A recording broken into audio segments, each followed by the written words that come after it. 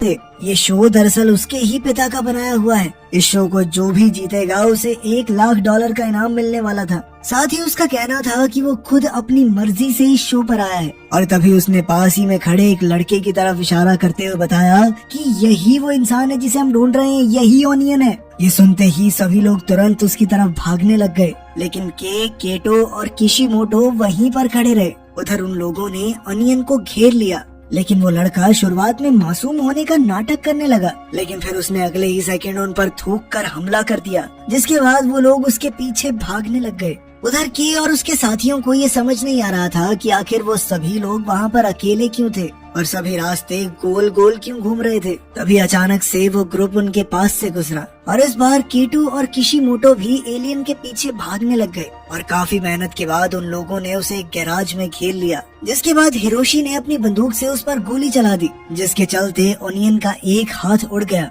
और इसके जवाब में उसने भी 3 आदमियों के पैरों पर गंभीर चोट मार दी, जिसके बाद उन सभी ने उस अजीबोगरीब जीव पर एक साथ गोलियां चलाई, जिससे वो पूरी तरह तबाह हो गया। ये देखकर सुजुकी को तो उल्टियां आ रही थी, पर हिरोशी को इसमें मजा आ रहा था और उसने बार बार ओनियन के ऊपर तब तक गोलियां चलाई जब तक केटो ने उसे रोका नहीं। कुछ देर बाद एक बहुत लंबा आदमी वहाँ पहुँचा और हिरोशी ने तुरंत उसका मजाक उड़ाना शुरू कर दिया, जिसके बदले उस आदमी ने हिरोशी की टांग काट कर उसे सर से पकड़कर हवा में उठा लिया। और जब हिरोशी ने खुद को बचाने के लिए हाथ पैर हिलाना शुरू किया तो उसने उस आदमी के सर की विग नीचे गिरा दी, जिसके बाद उन सभी को पता चला कि असल में वो आदमी ओनियन का बाप था। इसके बाद उन सभी ने उस पर गोलियां चलाने की कोशिश की, पर वो आदमी हिरोशी के शरीर को एक कवच की तरह तब तक इस्तेमाल करता रहा जब तक वो फट के टुकड़ों में बट नहीं गया। इसके बाद उसने अपने लंबे लंबे नाखूनों से उन सभी को मारना शुरू कर दिया।